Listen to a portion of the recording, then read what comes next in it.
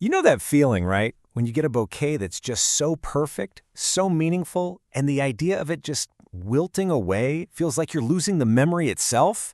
Yeah, we've all been there. So today, we're going to talk about how to capture those beautiful, fleeting moments and make them last, well, pretty much forever. Because let's be real, this is about so much more than just drying out some petals. We're talking about bottling up the actual feeling of a moment. You know, the joy from a wedding, that little flutter from a first date, or the pure love packed into a handful of wildflowers. It's about holding on to a feeling, not just a flower. And this quote from Colin Archer just hits the nail on the head. That bouquet from your wedding day, the roses from a first date, or wildflowers picked by small hands, they all tell stories that deserve to be preserved. I mean, that's it, isn't it? These flowers are little storytellers, and we're just trying to give those stories a permanent home. All right, so you ready to save those memories? How do we actually do it?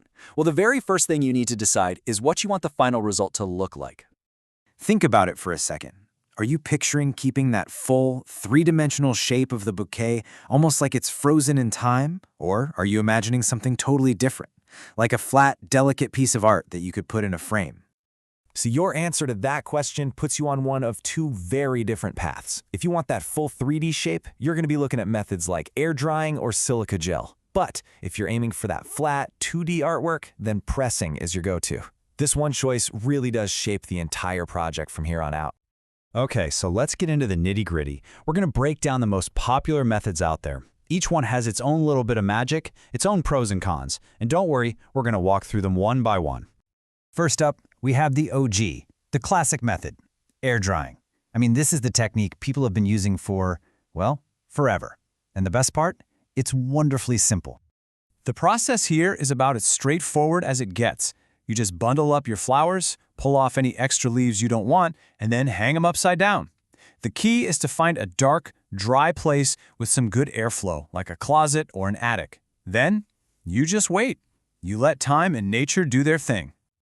So, what's the deal with air drying? Well, the pros are pretty great. It's totally natural, it's basically free, and it does a fantastic job of keeping that 3D bouquet shape.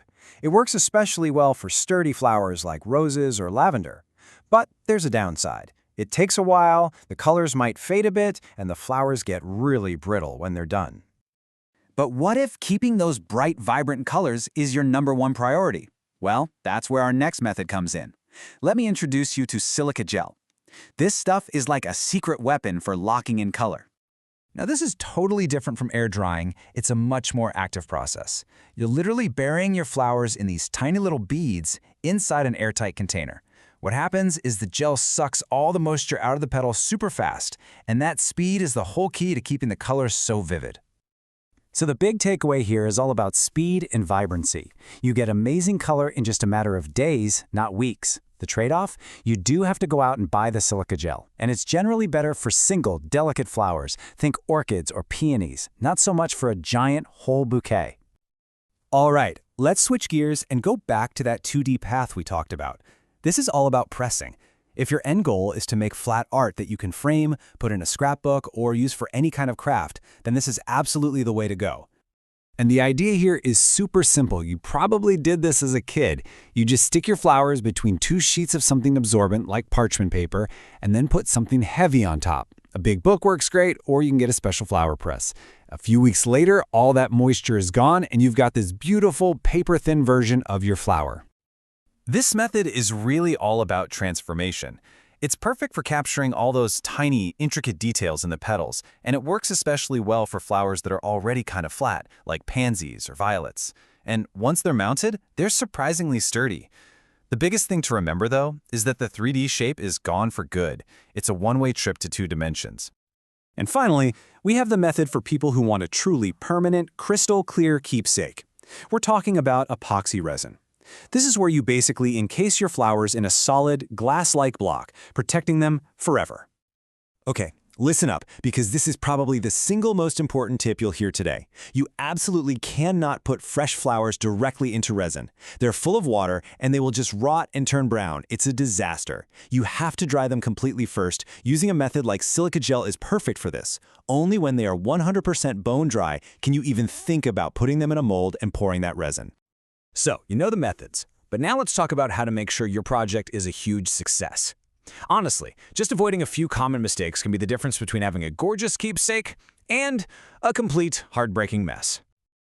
Okay, here are the top 5 mistakes to avoid. Think of these as your golden rules. Number 1, don't wait too long. Start the process when your flowers are fresh and at their peak, not when they're already sad and wilting.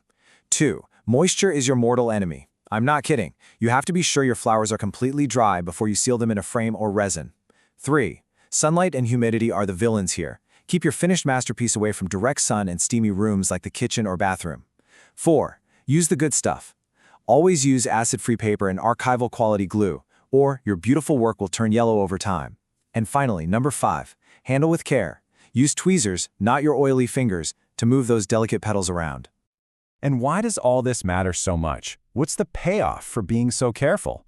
Well, when you do it right, your preserved flowers can last anywhere from 1 to 10 years, and sometimes even longer.